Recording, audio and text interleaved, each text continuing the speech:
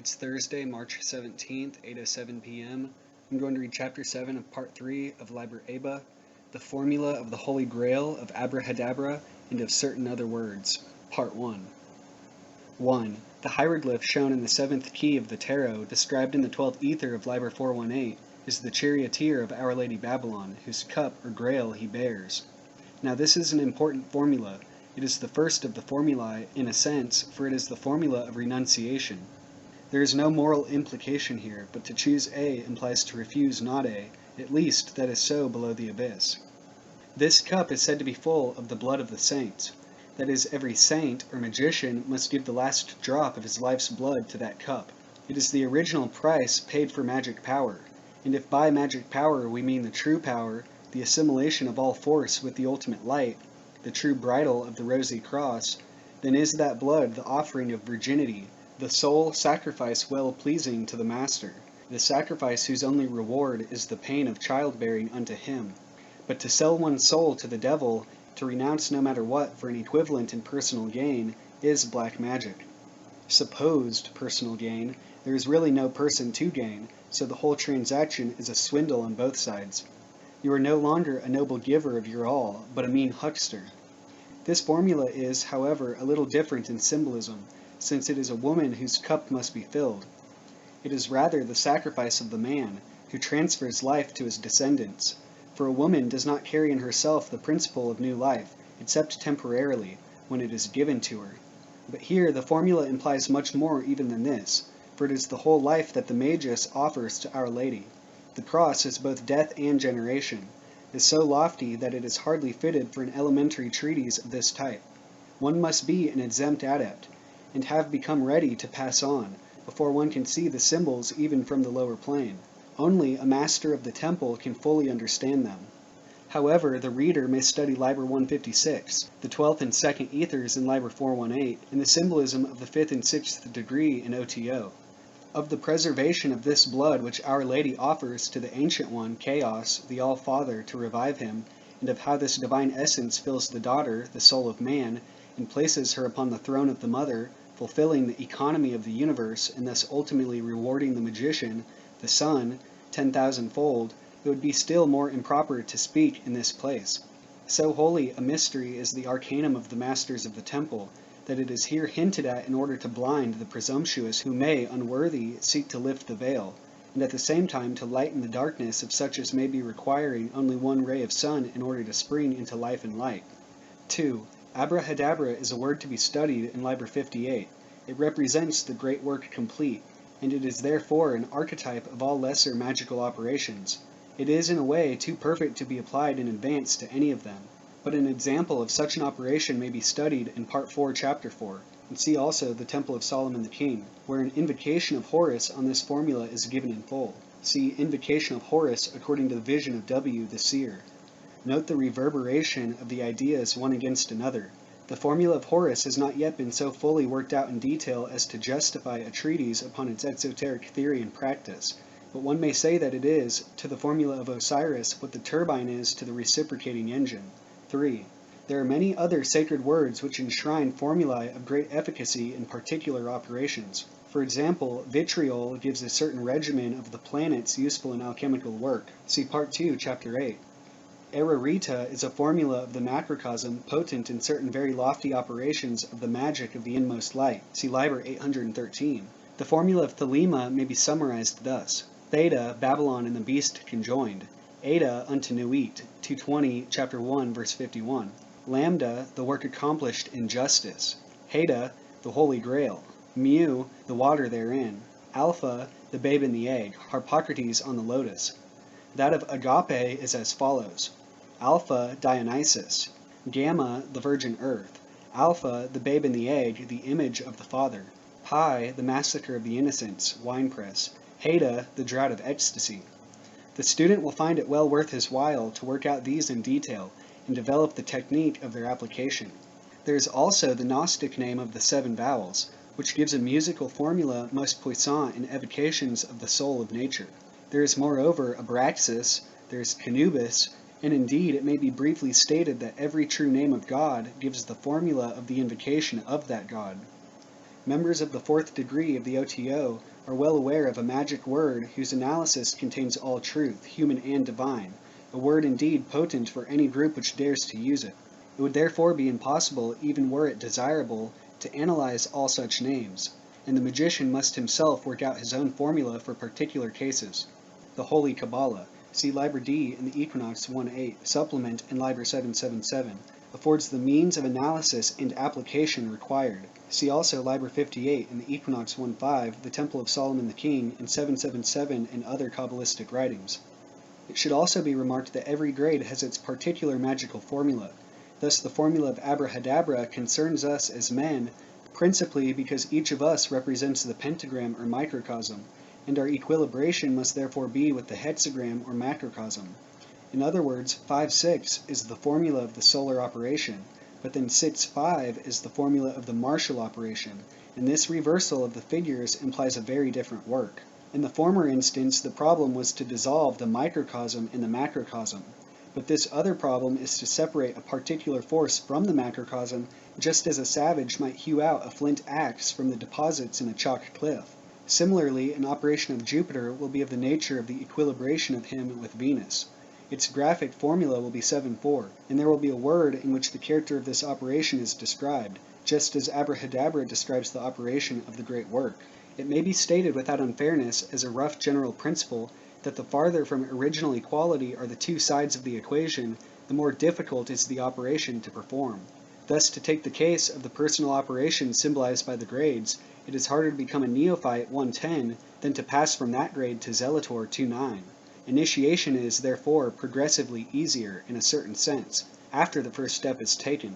But, especially after the passing of Tifereth, the distance between grade and grade increases as if it were by a geometrical progression with an enormously high factor which itself progresses. A suggestion has recently been made that the hierarchy of the grades should be destroyed and replaced by a ringed system of 13 grades all equal. There is, of course, one sense in which every grade is a thing in itself, but the hierarchy is only a convenient method of classifying observed facts. One is reminded of the democracy who, on being informed by the Minister of the Interior that the scarcity of provisions was due to the law of supply and demand, passed a unanimous resolution calling for the immediate repeal of that iniquitous measure. Every person, whatever his grade in the order, has also a natural grade appropriate to his intrinsic value. He may expect to be cast out into that grade when he becomes 8-3. Thus one man throughout his career may be essentially of the type of Netzach, another of Hod.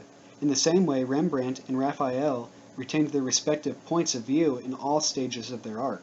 The practical consideration is that some aspirants may find it unusually difficult to attain certain grades, or worse, allow their inherent predispositions to influence them to neglect antipathetic and indulge sympathetic types of work. Success in one's favorite pursuit is a temptress.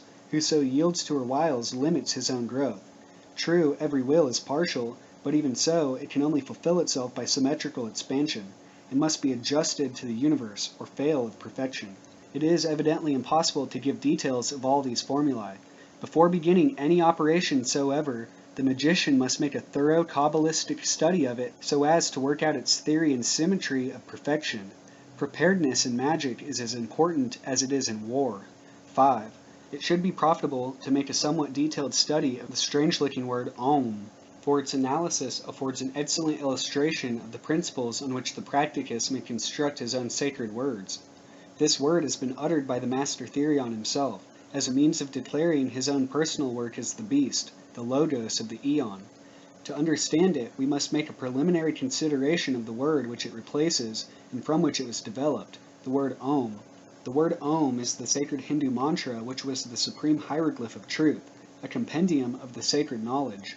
Many volumes have been written with regard to it, but for our present purpose it will be necessary only to explain how it came to serve for the representation of the principal philosophical tenets of the Rishis. Firstly, it represents the complete course of sound. It is pronounced by forcing the breath from the back of the throat with the wide open mouth, through the buccal cavity with the lips so shaped as to modify the sound from A to O or U to the closed lips when it becomes M.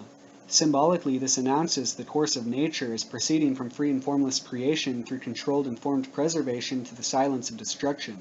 The three sounds are harmonized into one, and thus the word represents the Hindu trinity of Brahma, Vishnu, and Shiva, and the operation in the universe of their triune energy. It is thus the formula of a Manvantara, or period of manifested existence, which alternates with a pralaya, during which creation is latent. Analyzed Kabbalistically, the word is found to possess similar properties. A is the negative, and also the unity which concentrates it into a positive form. A is the Holy Spirit who begets God in flesh upon the Virgin, according to the formula familiar to the students of the Golden Bow. A is also the babe in the egg, thus produced. The quality of A is thus bisexual. It is the original being, Zeus Arenothelus, Bacchus Diffuse, or Baphomet. U, or Vav, is the manifested Son himself. Its number is 6. It refers, therefore, to the dual nature of the Logos as divine and human, the interlacing of the upright and averse triangles in the hexagram. The interlacing of the upright and averse triangles in the hexagram. It is the first number of the Son, whose last number is Sitzit 6, the number of a man. The Sun being 6, a square 6 times 6 contains 36 squares. We arrange the numbers from 1 to 36 in this square so that each line, file, and diagonal adds to the same number. This number is 111. The total of all this is 666. The letter M exhibits the termination of this process. It is the hanged man of the tarot. The formation of the individual from the absolute is closed by his death. We see accordingly how Om is in either system the expression of a dogma which implies catastrophe in nature. It is cognate with the formula of the slain god. The resurrection and ascension are not implied in it. They are later inventions without basis in necessity. They may be described indeed as Freudian phantasms conjured up by the fear of facing reality. To the Hindu, indeed, they are still less respectable. In his view, existence is essentially objectionable. Thelemites agree that the manifested existence implies imperfection, but they understand why perfection devised this disguise. The theory is developed fully in Liber Aleph, and in the commentaries to Liber Legis, and his principal concern is to invoke Shiva to destroy the illusion whose thrall is the curse of the Manvantara. The Vaishnava theory, superficially opposed to this, turns out on analysis to be practically identical. The cardinal revelation of the great Aeon of Horus is that the formula Om does not represent the facts of nature. The point of view is based upon misapprehension of the character of existence. It soon became obvious to the master Therion that Om was an inadequate and misleading hieroglyph. It stated only part of the truth, and it implied a fundamental falsehood. He consequently determined to modify the word in such a manner as to fit it to represent the arcana unveiled by the Aeon, of which he had attained to be the Logos. The essential task was to emphasize the fact that nature is not catastrophic, but proceeds by means of undulations. It might be suggested that Manvantara and Pralaya are in reality complementary curves, but the Hindu doctrine insists strongly on denying continuity to the successive phases. It was nevertheless important to avoid disturbing the Trinitarian arrangement of the word, as would be done by the addition of the other letters. It was equally desirable to make it clear that the letter M represents an operation which does not actually occur in nature except as the withdrawal of phenomena into the absolute, which process, even when so understood, is not a true destruction, but on the contrary, the emancipation of anything from the modifications which it had mistaken for itself. It occurred to him that the true nature of silence was to permit the uninterrupted vibration of the undulatory energy free from the false conceptions attached to it by the ahamkara, or ego-making faculty, whose assumption that conscious individuality constitutes existence led it to consider its own apparent catastrophic character as pertaining to the order of nature. The undulatory phenomena of putrefaction is represented in the Kabbalah by the letter N, which refers to Scorpio, whose triune nature combines the eagle, snake, and scorpion. These hieroglyphs themselves indicate the spiritual formulae of incarnation. He was also anxious to use the letter G, another triune formula expressive of the aspects of the moon, which further declares the nature of human existence in the following manner. The moon is in itself a dark orb, but an appearance of light is communicated to it by the sun, and it is exactly in this way that successive incarnations create the appearance of consciousness. The moon is not altered by her phases, just as the individual star, which every man is, remains itself, irrespective of whether Earth perceives it or not. Now it so happens that the root GN signifies both knowledge and generation, combined in a single idea in an absolute form independent of personality. The G is a silent letter, as in our word gnosis, and the sound ng is nasal, suggesting therefore the breath of life as opposed to that of speech. Impelled by these considerations, the Master Therion proposed to replace the M of Om by a compound letter Mng or MGN, symbolizing therefore the subtle transformation of the apparent silence and death which terminates the manifested life of Vav by a continuous vibration of an impersonal energy of the nature of generation and knowledge, the Virgin Moon and the Serpent furthermore operating to include in the idea a commemoration of the legend so grossly deformed in the Hebrew legend of the Garden of Eden, and its even more malignantly debased falsification in that bitter sectarian broadside, the Apocalypse. Sound work invariably vindicates itself by furnishing confirmatory corollaries not contemplated by the Kabbalist. In the present instance, the Master Therion was delighted to remark that his compound letter, Mung, constructed on theoretical principles with the idea of incorporating the new knowledge of the Eon, had the value of 93, Mem 40, Gimel 3, Nun 50. 93 is the number of the word of the law, Thelema will, and of agape love, which indicates the nature of will. It is furthermore the number of the word which overcomes death, as members of the degree of MM of the OTO are well aware, and it is also that of the complete formula of existence as expressed in the true word of the neophyte, where existence is taken to import that phase of the whole which is the finite resolution of the Kabbalistic zero.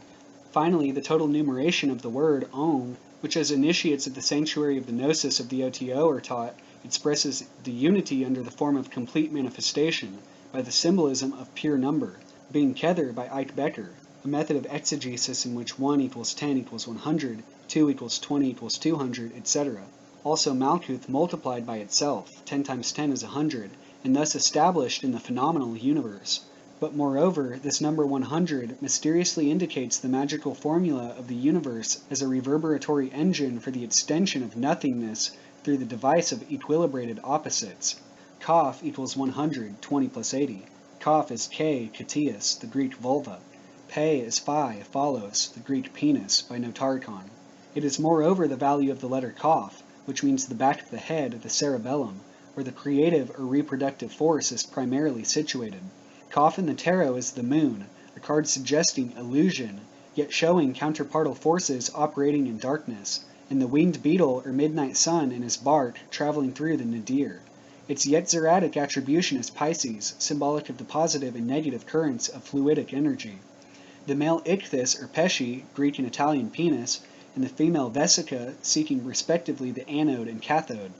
The number 100 is therefore a synthetic glyph of the subtle energies employed in creating the illusion, a reflection of reality, which we call manifested existence.